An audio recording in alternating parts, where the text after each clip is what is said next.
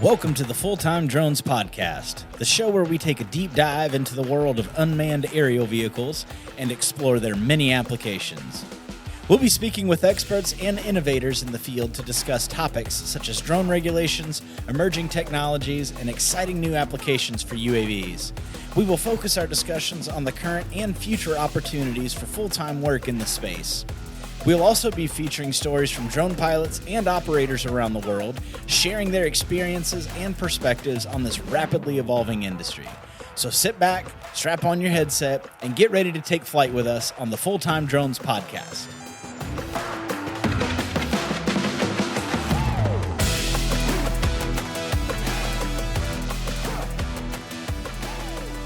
Hey guys, and welcome back to another episode of the Full-Time Drones Podcast. Today we've got special guest Isaac Piche with us, and I've known Isaac for about 5 years, working together in the drone industry. We've worked on a couple of projects together, and he's done a lot of telecom work with us here at Full-Time Drones.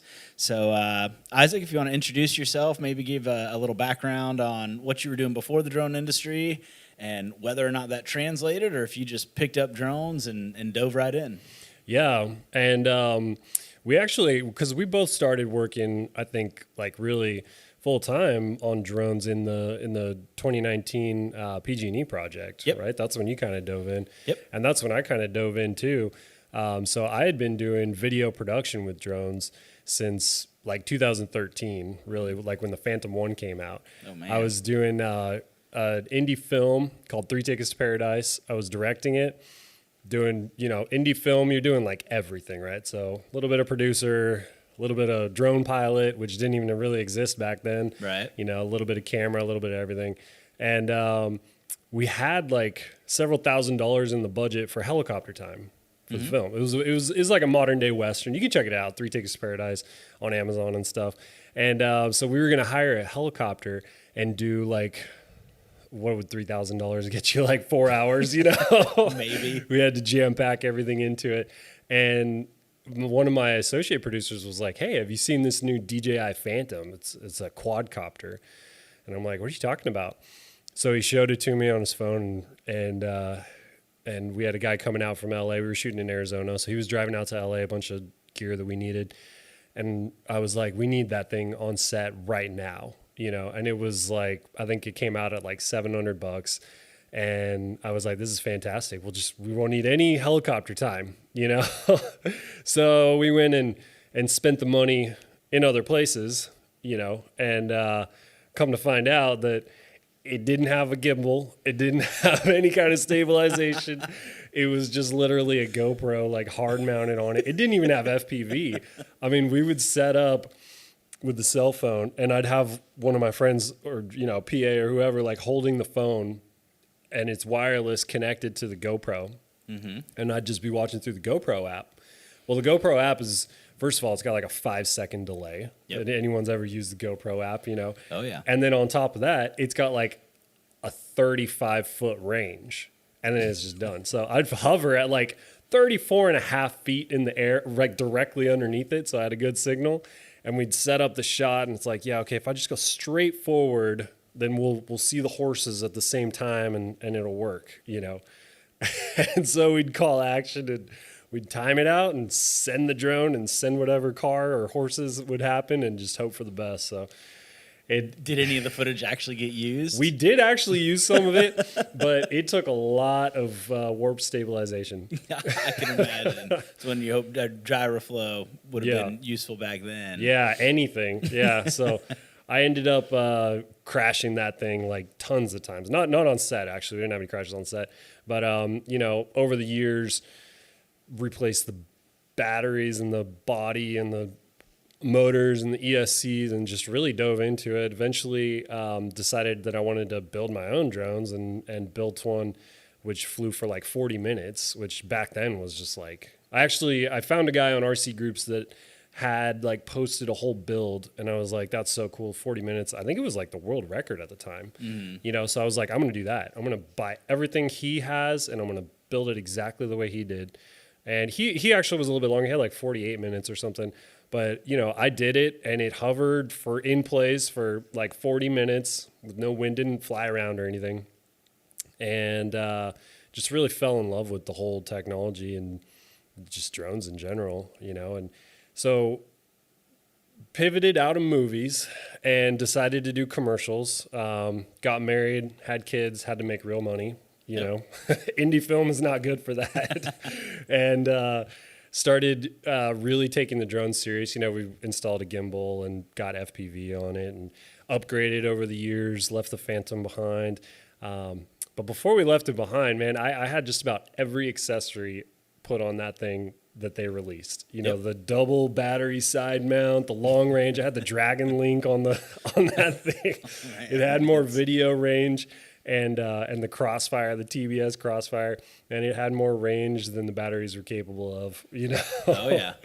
But carbon fiber props, tried everything and just loved all the accessorizing of it. And being a camera guy in video, I loved all the gear component of it. Yep.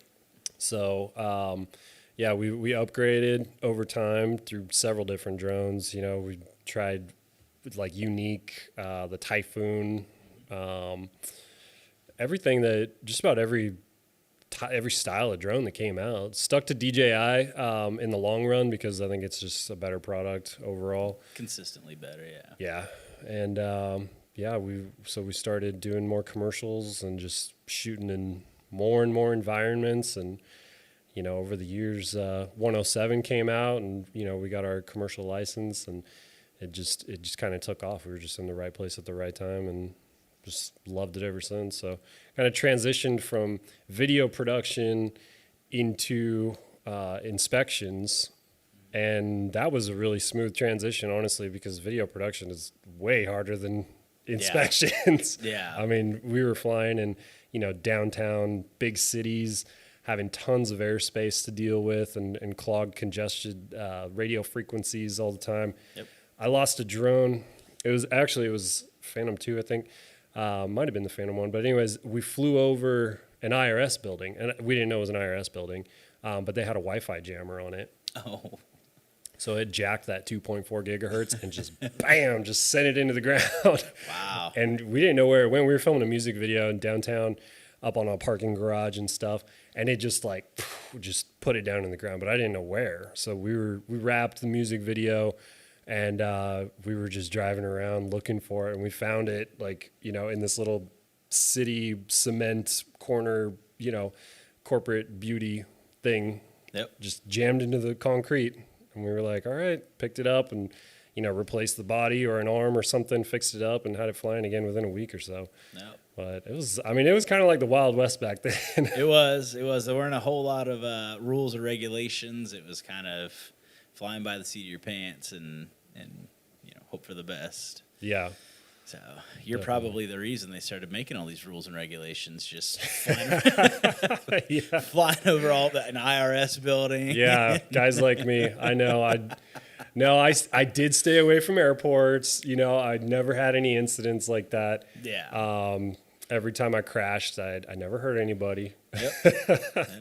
And I eventually stopped crashing, and really, as the technology evolved, obviously it got better. You don't have to worry about things like Wi-Fi jammers and stuff anymore because there's frequency hopping, and so the whole technology along with the industry has just grown so rapidly. And I mean, it's amazing to me. It's been I guess what watching Henry Ford come out with the car would be like back in the turn of the century. It's just been amazing. Yeah, it's been really cool. Just my first drone was the GoPro Karma. Oh man, they didn't recall it on you? No, I actually owned 2 of them. Never had an issue. Never had a battery issue. I had a couple of extra batteries and never ran into an issue with either one of them. Still have both of the GoPro Hero 5s that came with them, and still have the gimbal stabilizer. It came with the actual gimbal stabilizer. That was the reason why I wanted to buy that thing, because it was perfect for videographers to transition. And you get that gimbal, and then you can also use the drone. Because I would walk through a place holding the camera because it had a stabilizers before, gimbal stabilizers and stuff for DSLRs were everywhere. Yep. So. Yep. Yeah, I had that and never had issues, never crashed, nothing. And then it evolved.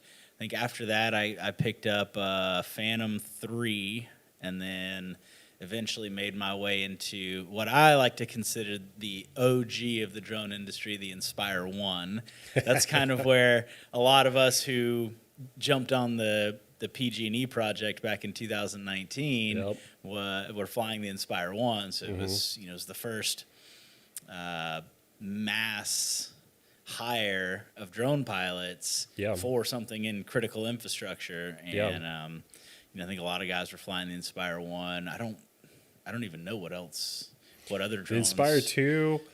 Was the Inspire 2 out at that point? Yeah. I picked up an Inspire 2 because I came on and I was told I was going to be a pilot, but I wasn't told I had to provide my own drone. Right. So I showed up and, I had tons of experience, not to toot my own horn, but there were 160 crews, pilots and then VOs on that project. Yep. And I looked around, on the team that I was with another 30 guys or whatever. And I was like, I've got a lot more experience than a lot of these pilots, but I didn't bring a drone. So they made me a VO. It's a visual observer. So I was just a VO for a couple of weeks until I could find a drone for sale, either an Inspire 1, Inspire 2. The Matrice series was allowed. There were a couple guys with the M200s and M210s. That's right. We did transition to the M200 series with Sharper Shape pretty early on in the project. So I know a lot of guys ran with the Inspire Ones the entire time. I still see people using the Inspire Ones, and it blows my mind that they still work. I'm scared to put mine in the air. I think it'll crash. So you should mount it up on the wall as like a trophy. That's my plan. I'm looking for a almost like a jersey case, but one that'll fit the Inspire. And shadow box. Yeah, it's just going to go up on the wall. It'll start the Wall of Fame. Yeah. It'll go up there with both of my GoPro Karmas. There you go. And as I've got a Matrice 210 series that has a couple thousand hours on it. I can't believe it still works. I've never replaced a rotor or ESC sensors or anything in it. And it's the rotors and the dual gimbal bracket is, you can see it's starting to fade a little bit, and it's kind of like sun worn. So it's been around the sun a few times, and so that it'll hang up on the wall next to that, next to the GoPro Karmas, just as a shrine to the evolution of what we've been through just in the inspection industry. Oh yeah. Well, I remember when DJI had like the soaring wings, like the S900 and stuff, and all the problems that they had with that, you know, ESC's frying and just tumbling out of the sky. And it had me really weary of even the Inspire 1 at the time. It was like, they do the Phantom really well, and the Mavic was kicking ass too, but it was like, I don't know if I trust their more professional grade. So it's cool to see them, how much the whole, like I was talking about, the technology just progressed so much. Well, it's funny to think now, a lot of people who are just getting into it, you see DJI everywhere. To me, they probably own 98% of the market. They're just that impressive. But it wasn't that long ago, and their stuff wasn't reliable. And it wasn't easy to get parts and get spare batteries. It was it was, I don't know, 4 or 5 years ago, and they were in the same boat. So things can change quick. that maybe some of these American-made companies will actually catch up and that'd be nice to see. Equipment. I mean, things can change quickly, you know, and they did for DJI because they started off as pretty unreliable, crashing into like Wi-Fi jammers and stuff. So what of all the industries that you've worked in? I know you've done utility inspections. I know you've done telecom. And then obviously the film industry. Have you worked in any other industries? And of all the industries you have worked in, what's been your favorite? So I have done offshore oil and gas inspections when I was with Cyberhawk, and that was interesting. It was hard work. In some respects, to where you're away, you're out on an oil rig, and then it was extremely difficult flying because the oil rig just wants to eat drones alive. It's a big metal structure, and GPS just doesn't like, there's not a lot of GPS signal out there for whatever reason. You get close underneath a oil rig and the compass starts throwing errors, and the GPS can't find the lock, and it just starts freaking out. And We lost a lot of drones. The company has lost drones, out on a lot of oil rigs. I never put any in the water, but it was close many times. So it was very stressful flying, but it was rewarding because it was such a challenge. And, I consider it to be kind of like the top of the industry, flying offshore on oil rigs like that. So I'm proud to have had like that experience, but I don't want to do it again. No, I don't blame you. And so doing that, were you guys creating like 3D models, digital twin types to do inspection? It was all photogrammetry, digital twins, and we were talking about doing some LiDAR and point cloud, but I think the clients weren't ready for it. There's still so much opportunity out there, and I talked to the guys on the ground out there who are not the guys that are buying the products, right? And they're like, oh, you can do LiDAR, you can do this with digital twins, and we start talking to them about the capabilities, and they're like, that's what we want, that's what we need. Yep. And it's like, well, tell the people that are buying it from us, and we'll make it happen. Yep. So the opportunity is there in the drone industry. It's about education and just having tenacity and going after the jobs, I think. Yep. No, I agree completely. And I think a lot of times the people that you're working with and the decision makers aren't on the same page. The decision makers are looking at the smoke and mirror show. The people who are actually using it practical use are saying, hey, this is what we need. And it's like, well, we can do that. Yeah. But you got to get the guy at the top to sign off because, he's the one writing the checks now. And right now, this is what he says he wants. And yeah. So that to me is one of the big disconnects I see in the industry is, getting everybody on board, getting the people up top, along with the people who are actually using this day to day to see the same vision and use it for all the benefits that it provides. Yeah, and just educating that, the client from the buyer to the technician that's actually going to be using the information, just educating them that it's even there, that it's, that it's something that we can do. Yep, I agree. So of all those, what's your favorite? What has been the most fun to work in, and what have you hated the most? Yeah, so there's just something special, I think, about doing power line inspections. It's always been something new but familiar too at the same time. You can get into a rhythm where you call in, you do your safety checks and stuff in the morning, and then you get out there and you've got a partner that you're with, and hopefully you like them, and you just get to know each other, and you have a camaraderie, and you're riding around in a truck. A lot of the time you're going off road and meeting really cool people. I've met some really cool people out there. And it's also a challenge, not only the flying, but also just even getting access and talking to people. It's definitely not a job for everybody, but if you fit into the mold of being a successful drone pilot, it's super rewarding.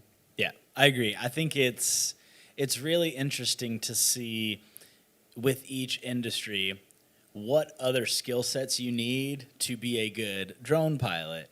Working in the utility industry, especially doing distribution where you are in neighborhoods, you're in communities, you're dealing with people. Front yards and backyards. Yeah, even as you get out into more remote areas where people bought large tracts of lands because they didn't want to be bothered. Right. You've got people upset that you're coming out there, and especially on the West Coast where the primary focus is wildfire mitigation. It's, hey, these are going to be checked a lot, because we're trying to make sure that nothing happens and that everything is up to par and where it should be.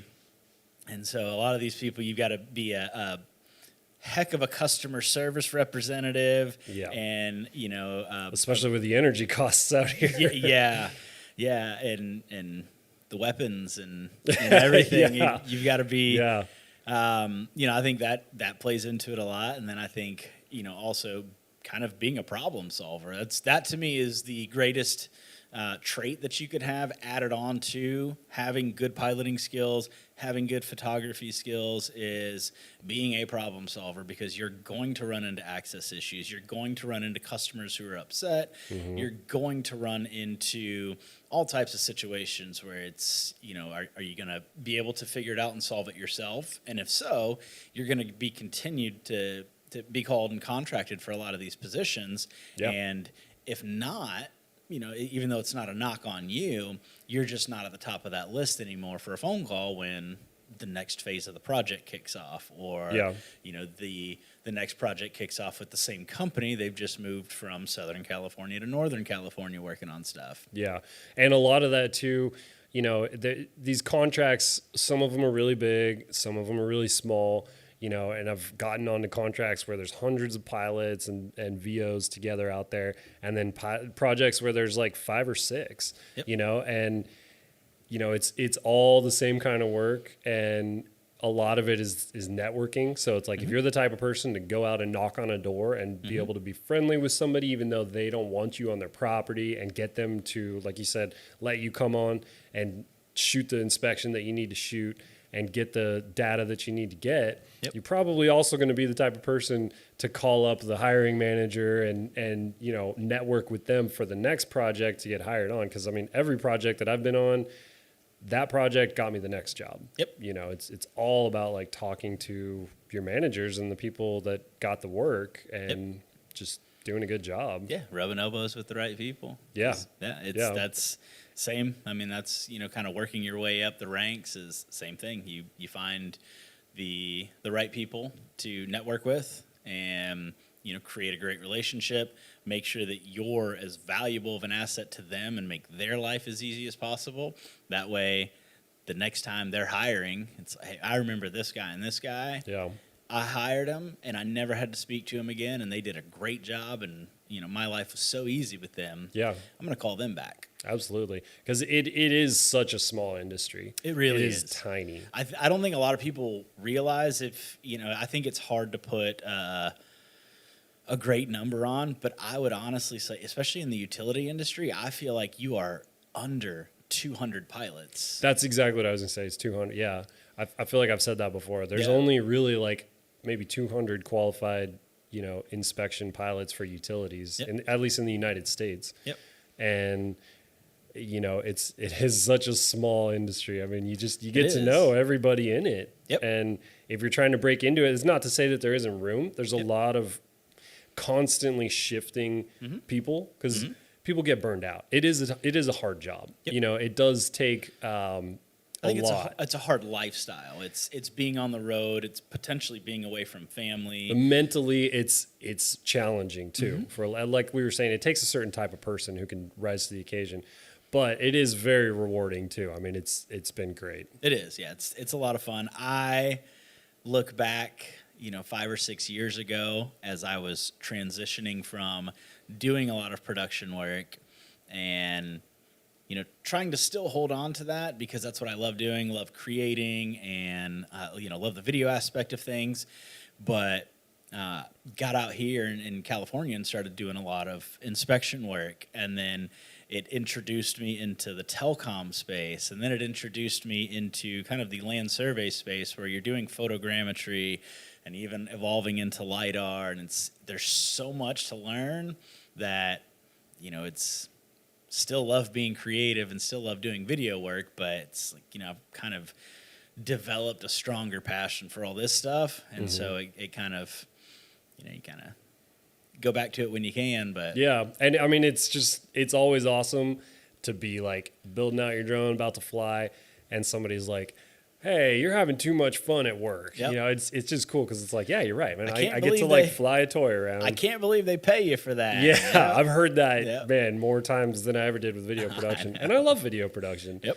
But yeah, there's just something special about being able to just fly a drone and get paid full time. Yeah. Yeah, it's incredible, especially, and I think one of the other really cool things, mainly about the utility space and working on the West Coast, doing a lot of wildfire mitigation.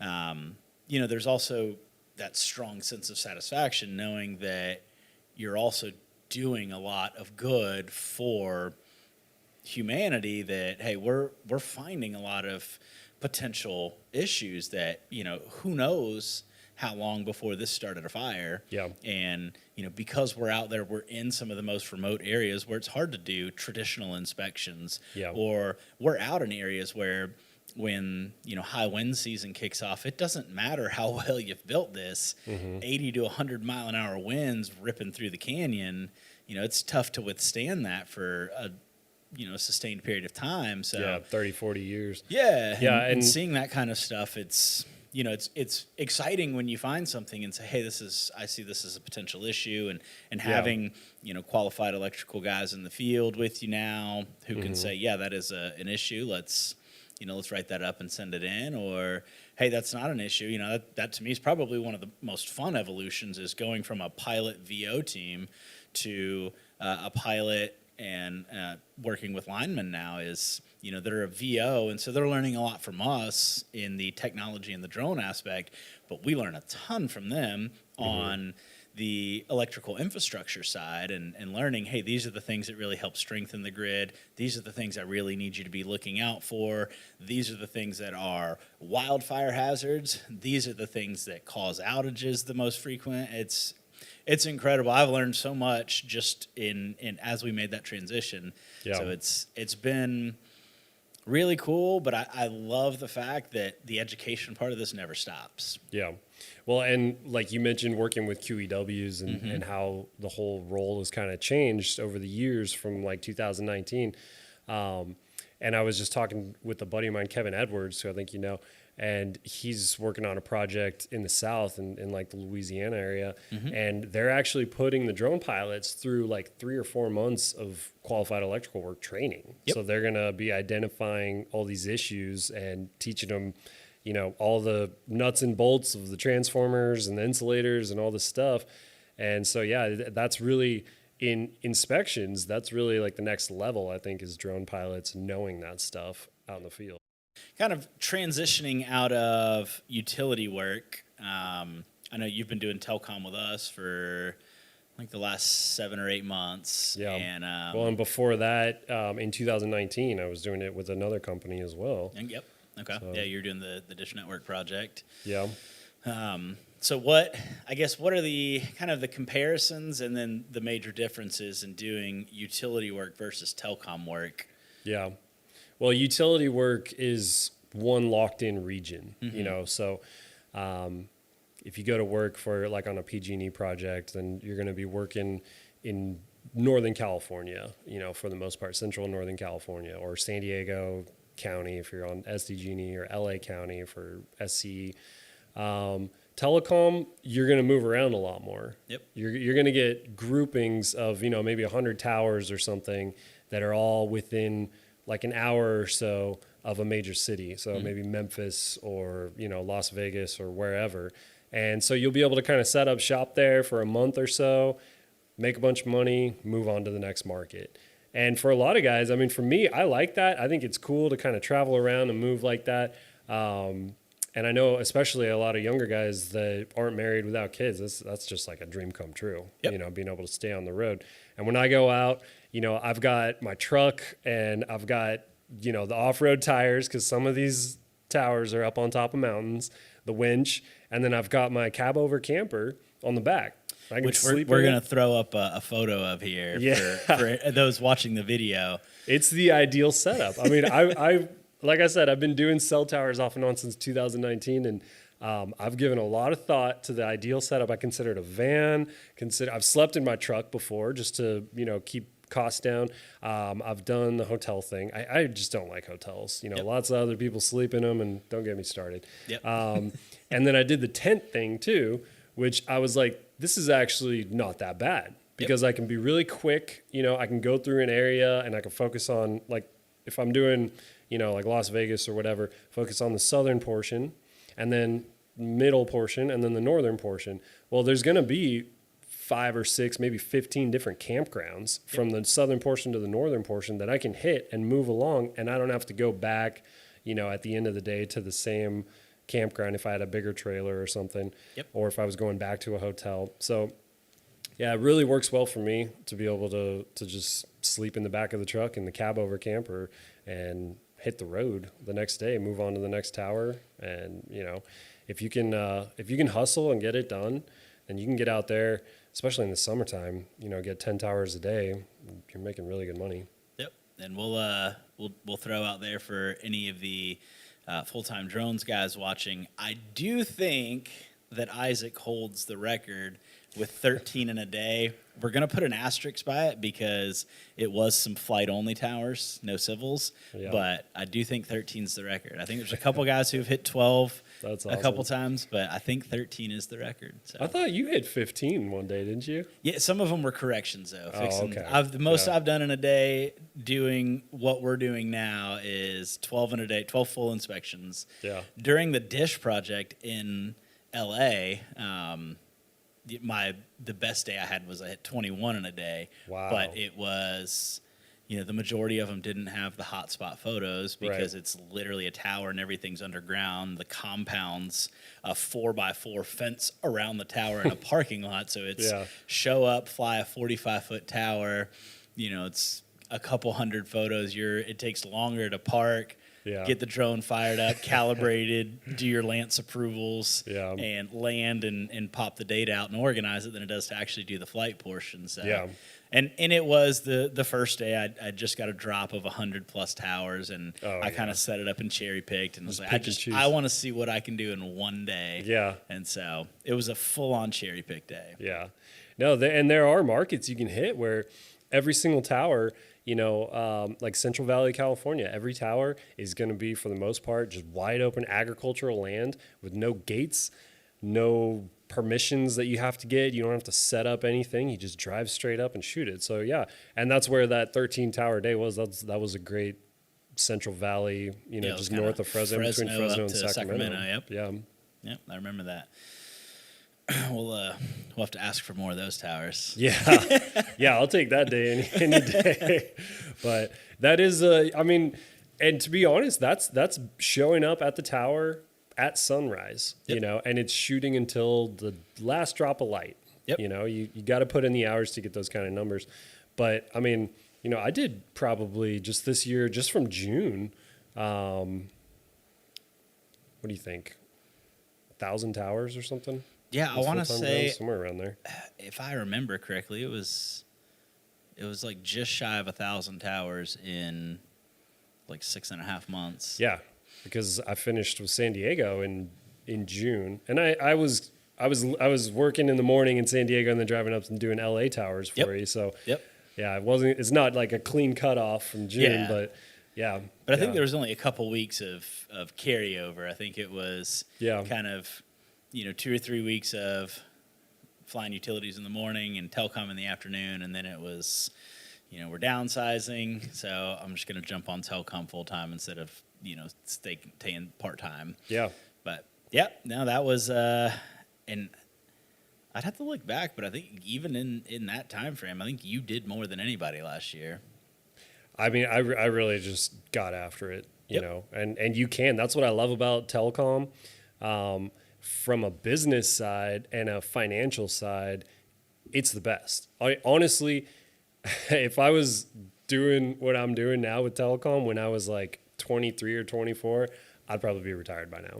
Yeah, that's the thing I look at, and I'm like, had I known all this, and it really wasn't around when, 10 years ago we were that age, right. But had it been around 10 years ago, you're kind. I was referring to myself. Yeah, right. No, but even now, like I enjoy getting out on the road. I don't get to do it often because of all the back end and the admin and the utilities and everything else we're trying to grow and evolve into. But it is nice to take like 4 or 5 days and just say, hey, I'm available if it's an emergency, and if not, talk to Jay or talk to Zach or talk to one of the guys that's kind of helping out on the back end, and and I'm just gonna take off for 4 or 5 days and get out on the road, and I'm gonna go fly, and just it's a completely different world. It is very peaceful. You can do a lot of good deep thinking out there, and really some of my best like mental resets have come from 3 or 4 days on the road, and just kind of being out there and being able to do telecom. 'Cause it's not that it's a thoughtless job, but the repetition of the orbits and identifying which carriers are on the tower and where they're at on the tower, and you kind of see the same equipment setups inside the compounds, and so knowing you get the hang of it. You kind of get a system down to where it does become a little bit second nature, and all you're doing at the end of the day is verifying you didn't get too far into daydreaming and miss something. But for the most part, it's a really repetitive job. But that's the one thing. If 10 years ago, if I was doing this, I agree. Like, man, I'd have got after it. I'd have stayed on the road year round. Oh yeah, doing your 10 to 12, maybe even 14 or 15 during the summer times. Yeah, and those long days. You're probably more of 6 to 8 in the winter times. It's a little colder and a lot less daylight. Less sunlight. Yeah, but it's still, and probably my favorite thing is it's 7 days a week, and technically can be 24 hours a day. A lot of the civil stuff that we do and the ground capture can be done at night because you can have a flashlight. Like, there's not the compounds don't close at 8 p.m. You can be there anytime. Yeah, I've arrived at many sites right at sunset or right before, and throw the drone up in the air, fly it super fast, which would take 15 or 20 minutes to fly the average tower. Yep. And while I'm flying, I'm like moving the Matterport around because it can't be too dark for the Matterport. And the sight walk, you got to get that too. So there's 3 things that you got to get before the sun goes down. So you get all that. And then, your civil photos, you can use flashlight or headlamp or headlights on your car, whatever you're using to take them at night. Or even the app we use now has the light feature. So you can, I just discovered that recently that, oh man, you can just turn this on and it's great. Like, it lights the photos perfectly. Yeah. So, but I do, for those reasons, I really do think it is the best opportunity in the drone industry. And like I said, I mean, I've done, there's a few things I haven't done, like wind inspection. I haven't done like wind turbine blade inspections, which there hasn't really been a whole lot of big projects. I think that industry is still kind of adopting. It is. But I mean, from what I've done, from video, I've done photography, real estate, not as great. And, the inspections and stuff and the offshore and solar farms. And, man, telecom is definitely the best opportunity in the drone industry, for sure. I agree 100%. And I think there's the most consistency.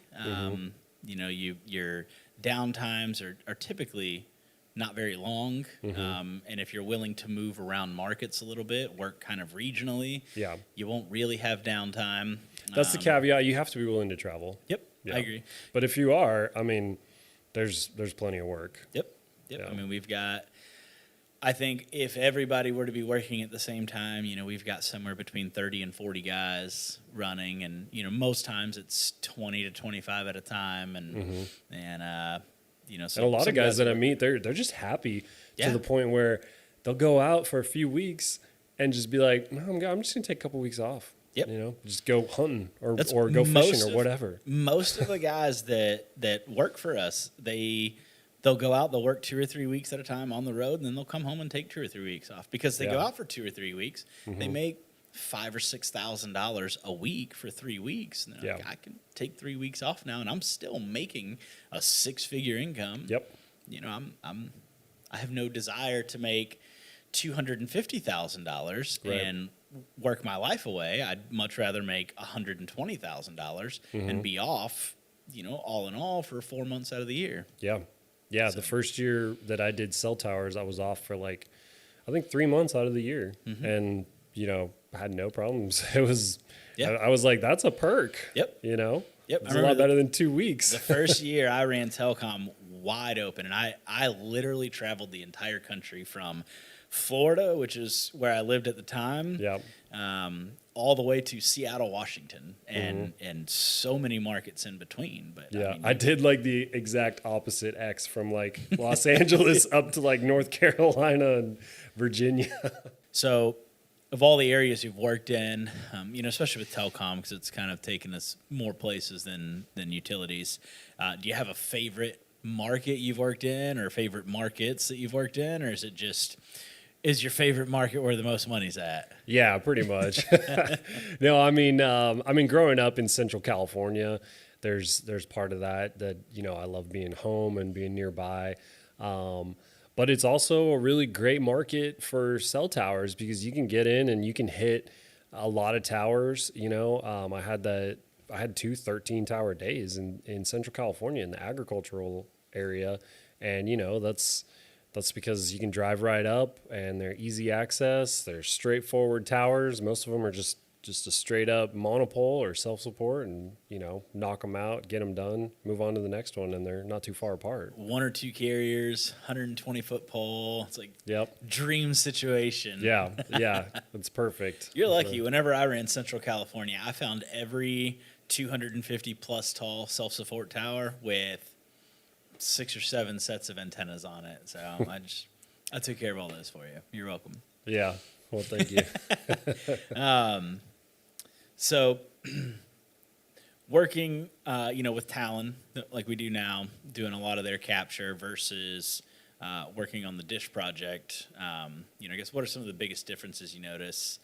I think outside of, the consistency and the amount of work, Dish was here's a ton of work for 6 months or 8 months, whatever it was, and then, nobody really heard anything from them after. And, even now doing post-construction, I think they only have 4 or 5 guys that work. Yeah, and I think that's probably more like just growing pains of the industry. Mm-hmm. Utilities were like that as well. When we first started with PG&E, it was like crazy amount of work for the first 5 or 6 months, and then nothing for 3 or 4 months, and then another big contract, and I think that's just kind of the adoption rate, in the industry of drones coming into telecom is just kind of spotty because they're capturing tons of information and data and then figuring out what to do with it and then realizing how quickly they need to be ready to ingest it. And I think it'll work out and smooth out to where it'll be a lot more consistent. And it has, if you work kind of Talon and Dish and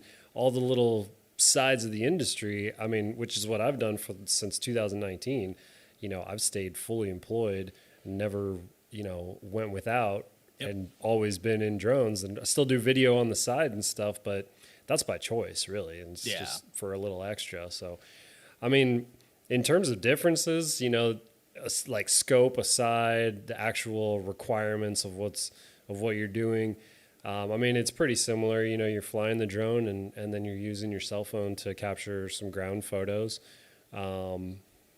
Dish is a little easier usually. Just the requirements, I think, are just really easy most of the time. But Talon it's great because it's generally the same thing every time, and you just get in there and you get into a rhythm and get it done. And I've made a lot more money with Talon, so there's that. I don't know. It's hard to say. Yeah. No, I think their whole program is better.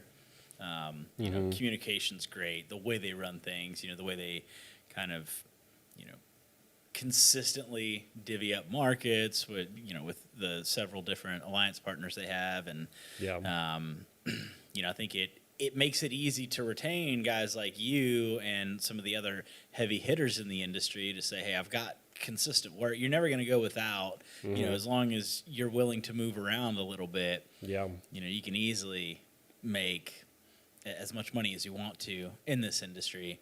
Yeah. You can do it 7 days a week and, sunrise to sunset. And yeah, absolutely. And if you're the type of person where, you enjoy getting on the road and seeing different areas, I've got my truck camper set up.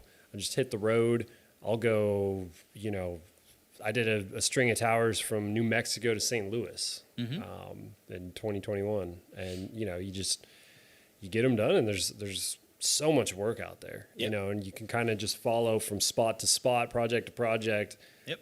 And you might leave California one day, and a couple months later you're in Tennessee. Yep. And you've been making money the whole way across. So it's kind of like that van life kind of vibe, along with this entrepreneurship thing that be your own boss, financial freedom. It's like great. Nomad meets entrepreneur, and it's a lot of fun. And like you said, it's all right. I'm going to get on the road for a few weeks, and 3 months later, you're like, I started in Alachua, Florida, and I'm in Seattle, Washington.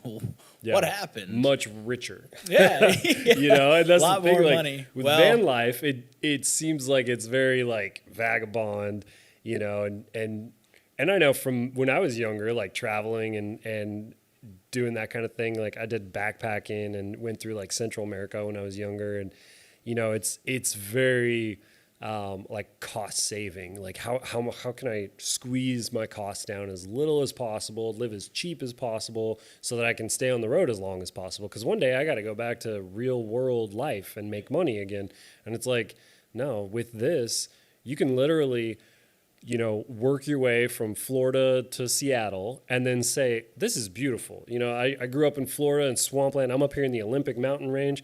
I'm going to take 2 weeks off and I'm going to hike, all the big mountains in Seattle are escaping my memory right now. But, I'm going to go hike and I'm going to go like see the country, or maybe go up into British Columbia or whatever, take those opportunities.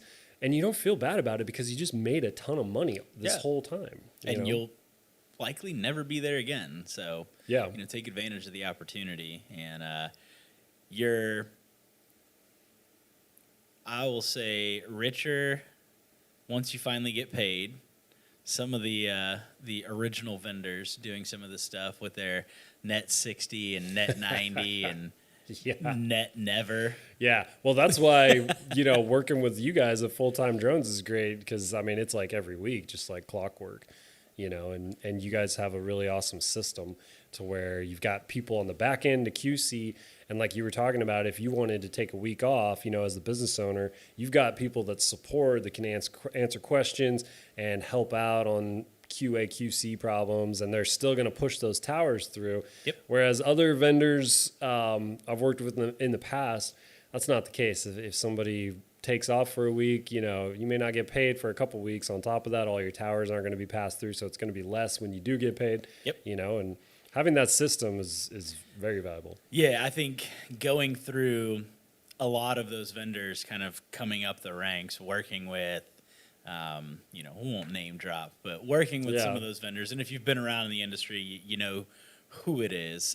You worked for a lot of guys before you started doing this. And, I kind of learned like what I really didn't like as, somebody flying for a vendor, and, kind of the not knowing if my towers passed or failed, not knowing when I'm going to get paid on them. And then as I'm getting paid, not knowing what I'm getting paid for. Like it gets hard to track everything. So that's why when we started implementing some of these systems, it was, you're never going to get further than a week out and get paid, and here's the system, and you have access to the report, and you can see your access, so you can see everything, and so you can see right here that everything is tracked, and if you ever have questions, there's spreadsheets to back it all up.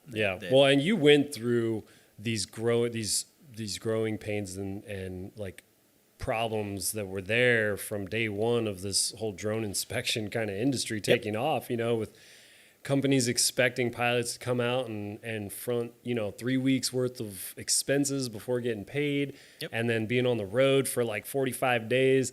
I mean, I've gone out on projects and tapped out my credit cards and been like, you guys have got to pay me. I mean, you owe me a lot of money now for the last few weeks, and it's just, you've been through that, and you were there, and you experienced it alongside other guys that some people could make it. I don't know many people that can really hack that financially to not be able anymore. to Not do not that. with the cost of being out on the road right now with fuel prices, and if you do stay in hotels and food and everything else that It's goes a big into expense to get out there and do it. It is. So being paid weekly, that's what it's got to be. You know? So and you're doing it being right. paid weekly, but being paid within a week of performing the work, not being paid net 30, which all the bad experiences I had with vendors started at net 30, became net 45, almost became net 60, and then became, hey, what you've paid me versus what I have as far as data collected, there's a $10,000 difference. Yeah.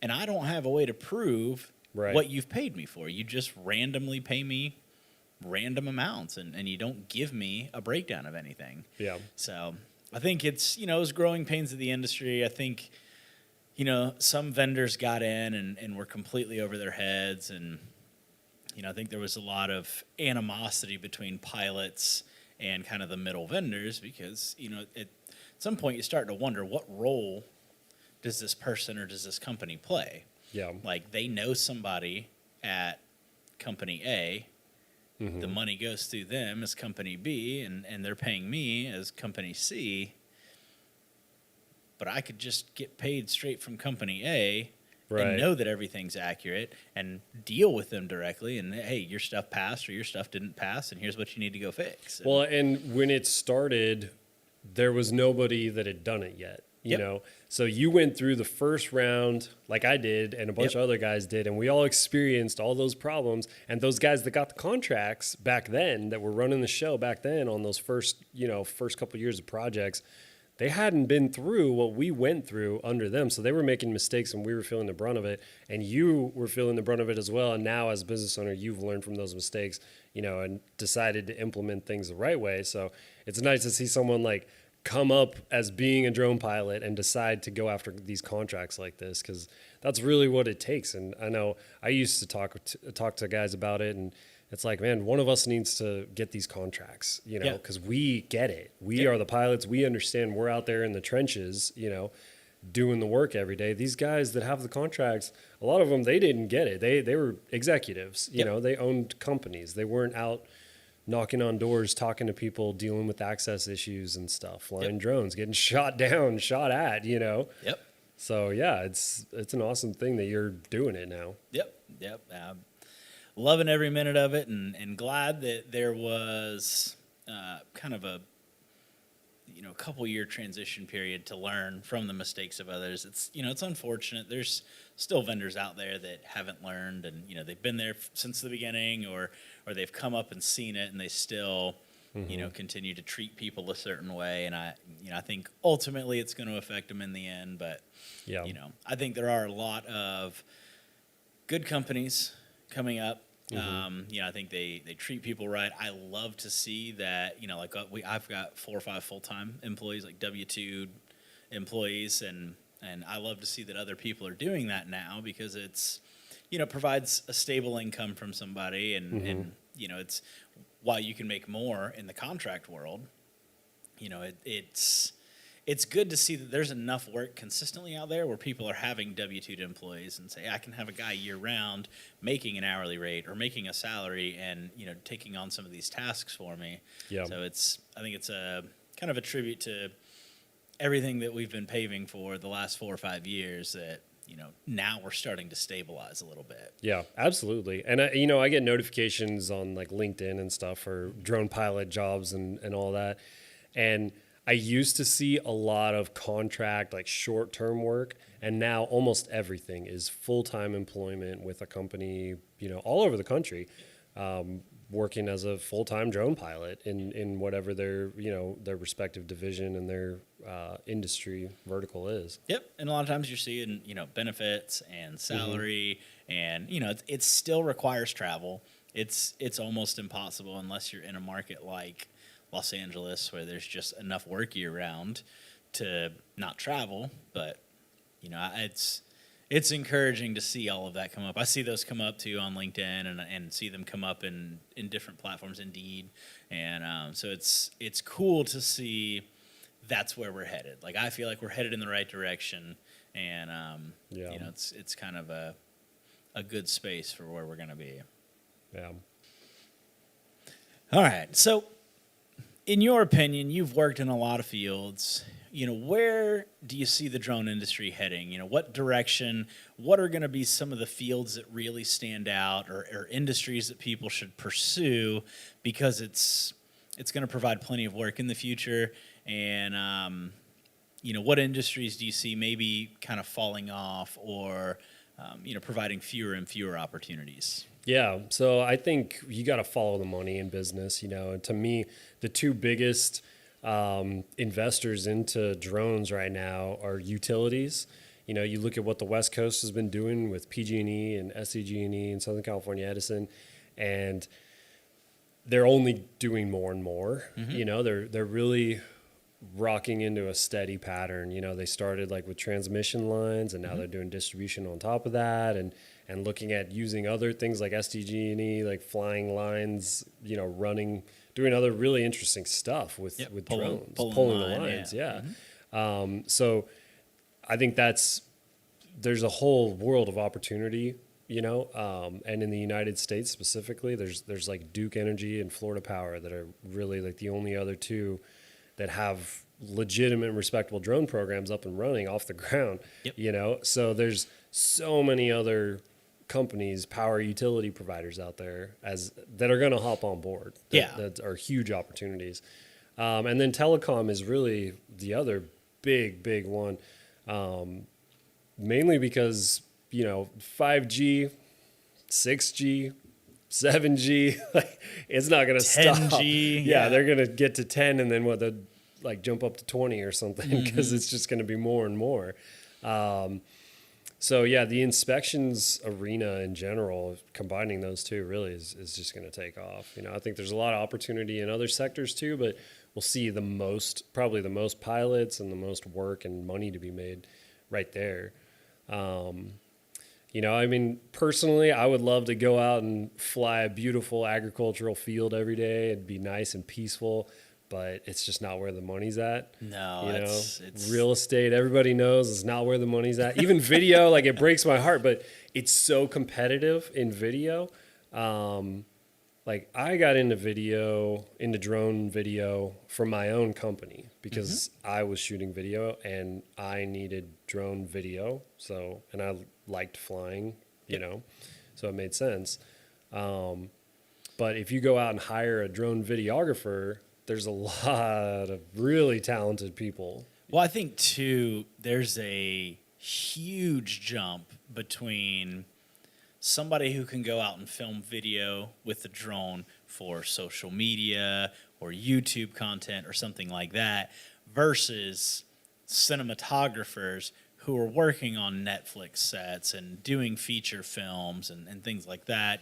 Absolutely. I think, I don't even know if it's still considered industry entry level, but the Inspire 2 with the X7 camera, you were with the Apple ProRes and the D&G licenses, you're looking at 10 grand plus for your setup, and that's not including batteries to run all day, and it's a 2-man operation. And now I would say it's probably entry level for videography, because really it's everything's indie at film and now it's like red camera, the it's Red heavy Raven. lift and, it's because they have light cinema cameras now that are designed to be flown.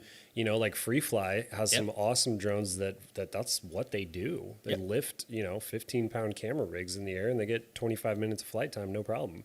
They're designed for that. Yeah, and I think if you're getting into that, you're now at 50 grand and up. Yeah, trying to get into it, same thing. You're still going to have dual ops and probably a spotter, visual observer. Yeah, very few people are going to be able to just jump into that industry.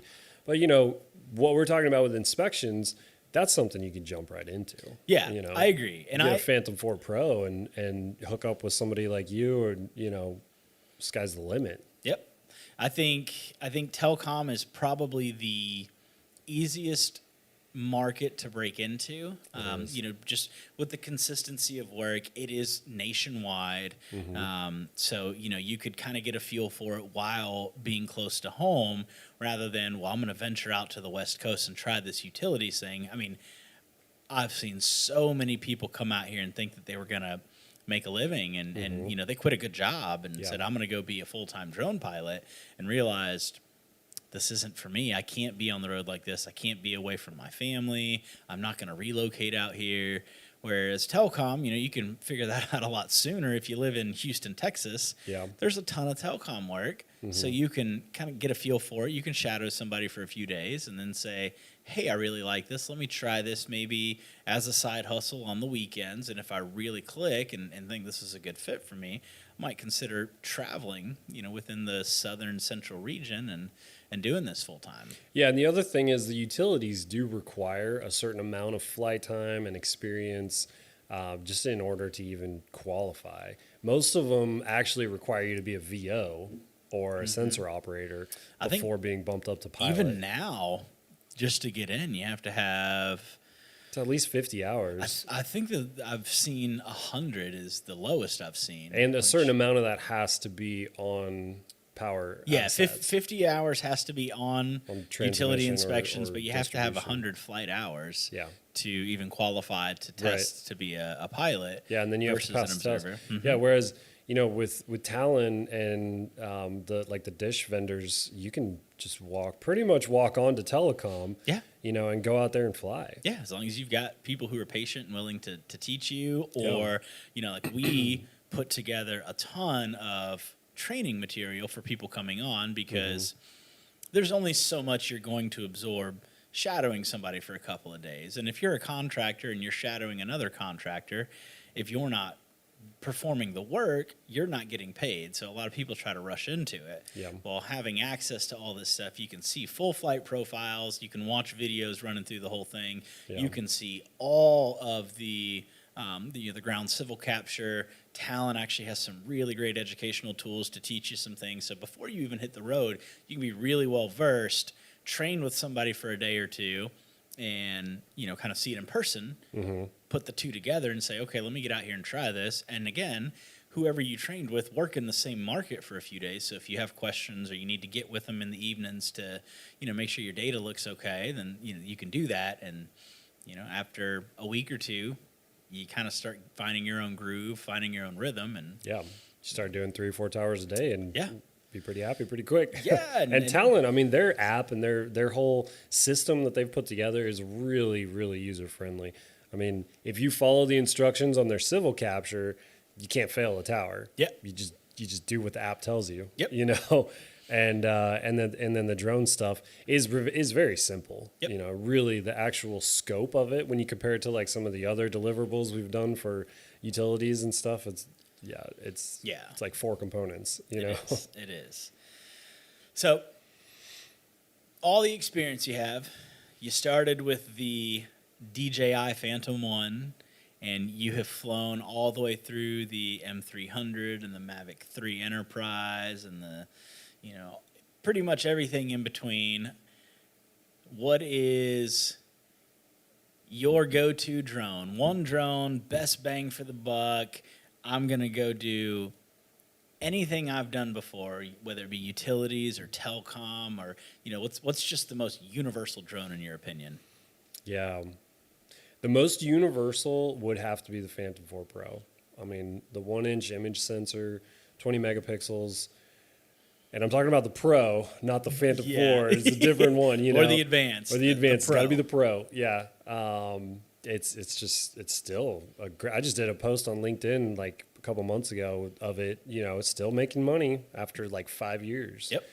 I can't say that about very many other pieces of equipment at all. No, and I agree. To me, it is the most versatile and the best, pound for pound fighter. It's the best pound for pound, dollar for dollar drone out there, because it's, it integrates with all the third party apps to do your mapping, to do any kind of intelligent flight modes. Obviously, it still runs DJI's Go 4 app, so it has all the intelligent flight features built in there as well. When I was working with another company on a different utility project, we heard this story about how they had kind of gotten started in the U.S., and they had this big mapping project, and they literally used a Phantom 4 Pro for the whole thing, and they made an insane amount of money. I don't even know exactly what it was, but I talked to one of the project managers who had worked on it before later on, and he joked. I asked him about that, that Phantom 4 that started their business, and he was like, "Yeah, we actually joked about getting that thing gold plated because it made us so much money." I own probably 9 or 10 Phantom 4 Pros, just when I see good deals on them, especially because they don't manufacture them anymore. I pick them up, and a lot of our guys use them. I like to have backups. They're just, they're a great drone to have. So that's where I'm at. I don't even know which one's the original one that I started with. I'd have to look back at my my drone zone and see which one I registered first, because I don't even remember. But it is, I absolutely love it. It's such a great drone, and having like the Mavic 3 Enterprise now, it's incredible. It's like how fast they've evolved, but it's still just at being able to pick one up with a couple batteries for about $1,000. You're just not going to beat that. Yeah, no. If you're getting into drones and you're looking for, there's so many options, and if you want something that's going to be solid and not let you down, the Phantom 4 Pro is the way to go. You get a used one, Yep. you know, Well, you online. have to now because they don't make them anymore. Right, exactly. Yeah, you have to. But I mean, it's such a great drone. Still talking about it. They don't even make it anymore. Yep. You know. I think they still make the RTK and the multispectral version. Okay. Yeah. But because they're still making batteries. Yeah. No, So. they're just such a workhorse. And it's funny because I think the Phantom 5 has been rumored for like 3 years. For years. But the Phantom 4 has just been so good that, like, what are you going to upgrade? Unless you're going to give us something similar with interchangeable lenses. But, yeah, that would be nice. Yeah. But, I mean, they're just great. They're sturdy. I was flying a commercial once and flying sideways, tracking a vehicle going down the road, clipped a tree. And didn't even realize it until I came all the way back and it was just wobbling a little bit. And I was like, oh, that's weird. And what had happened was it cut 2 of the propellers in half. So it took them from their normal, you know, whatever they are, like 8 inches, 6 inches or whatever, down to literally half of that. Yep. And it still flew back and I could just a little wobble. Couldn't even tell. They are unbelievable. Yeah. They, you know, handle very well in weather, wind. Yeah. It's the first time I got one, we were in South Carolina, and we were on a big like sailing boat, you know, filming a travel commercial, and the wind. It's funny because I look back and I think like, oh man, that was so dumb, you know. But the wind was like 7 miles per hour, maybe 10 tops, you know, like gusting 10. And we were out there on the boat, and I just got it. I'd flown it a few times, like test flown it, you know, but I wasn't comfortable with it yet. Yep. And I was out there filming, and I was like, I really want a big aerial shot. We were on like a historic like sailing boat, you know, and I was like, I want that big like wrap around, like going through like Charleston Harbor, you know, kind of shot. And I didn't put it up because it was like gusting 10 miles an hour. Because every other drone that I had, that would have been like, you might not get it back. Exactly. You know, I didn't want it to go in the drink. And now looking back and knowing the capabilities, I mean, it could have done that all day long. Oh, yeah. No problem, for sure. Yeah. I've flown it in, you know, up to the manufacturer's specifications and probably above many times. And it's just such a workhorse. It is. It still blows my mind. We still use it every day in telecom and even mapping. You know, that's, you know, you don't always need to put up the Mavic 3 Enterprise to do mapping missions. So, you know, if it doesn't require putting a $4,000 drone in the air and we can put a $1,000 drone in the air, then absolutely. And and you know, now that I think about it, that drone has made me more money than any other drone. Yeah, I've made. I mean, I'll say at least this year alone, it made me over $100,000, and that's just for 6 months worth of work. I would say lifetime, I've probably made off of all of my Phantoms over $500,000. Yeah. It is just it's unbelievable. Yeah. So Mavic Mavic 3, Mavic 4, Mavic 5, whatever you guys keep coming out with, you got your work cut out for you. Yeah, there's just some. I feel like they took a step back with some of their newer designs. They did. And I think the design is okay. I think they're regressing with the apps and the features. Like they really hit some home runs with your point of interest mode and some of your fun tracking and the image things. quality, the native 1-inch sensors. You know, none of this like quad 12 megapixel stuff, 48 megapixel camera divided by 4, even though it's only 12 megapixels when you truly break it down. You know, with what they put in the, I think it was the Mavic 2 Enterprise and the M30, and you know, I know that's a completely catered towards search and rescue, but and there are much better options for certain things. You know, it's like obviously it doesn't do thermal, it doesn't handle certain things very well. You know, if you're looking for a different type of, like, it doesn't have zoom. If you want that, you know, you have to go with a different drone. So there's lots of options, but Phantom 4 Pro, I still fly one. I fly it the most. That's I probably fly my M300 the most now, between inspection work and photogrammetry and LiDAR, with, you know, flying the P1. But it is, if I was doing telecom full time. You don't do as many cell towers anymore. I know. It breaks my heart because I love doing it, and there is true peace in doing telecom work because it's you. A lot of times it's you in the open road. It's just you out on these sites. It is. And if you can get just outside of the city, man, it's so peaceful, and Yeah. you can do a lot of really, really good, really in-depth thinking out there. Oh yeah. So, Yeah. a lot of good business ideas have come from being on the road doing telecom. Yeah. Yeah. Yeah. I really think that flying drones in telecom is the best opportunity out there in the drone space. You know, I not only agree. can you enter it with very low barrier to entry, Yep. comparable to like real estate, Yep. you know, basically the same, but you can also make so much more money than something Yeah, like real estate. I agree. And I think now with utilities, you know, when it first started in 2019 with PG&E, they were offering a lot of money because nobody really knew what to expect and what they were going to get. Yeah. And I think as they've refined that, some of these companies still pay a really good wage. And I think some of these companies have said, this is a dime a dozen work for us. We're going to pay, Yeah. you know, I think I heard for PG&E, Precision Hawk was offering like 15 or 20 an hour. Wow. And That's and a far cry from still flying the Inspire 2 with the X5S. you, because I was with Track Assets on Yep. PG&E, and you were with Precision Hawk. No, right? I was with Sharper Shape. Oh, Sharper Shape. Yep. So they were paying you guys hourly, right? No, we got paid a daily rate, and then we got paid per diem. Okay. And they provided equipment for us. Oh, really? Yeah. Well, we had to provide everything, but they were doing 500 or like 505 for pilots, and then like 410 or something for VOs. Which for a VO to just show up and watch a drone like that all day, I mean, that's I don't think I've ever seen a I VO typically get paid that much. try since not to say what Sharper Shape paid to Track Assets people, because then they get really upset. They're like, we didn't get paid for the first month of the project, Yeah. and we had to use our own equipment, and y'all still got paid more. Yeah.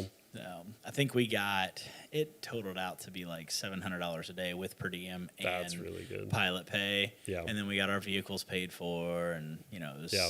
it was a lot of fun. It was such an incredible learning experience because it was the first major project of that size. And like you said, I think they had 160 teams at one point. And, you know, they ended up dwindling it down to like 80. And then, you know, now I don't know what they run with, but I think they only have 2 vendors now, or maybe 3. Yeah, there's either 2 or 3. I think they brought a third one on for I think this they have year. Cyberhawk. Aethon has CES. like Yeah, and 3 or Aethon. 4 Yeah. teams, and then CES. Yeah.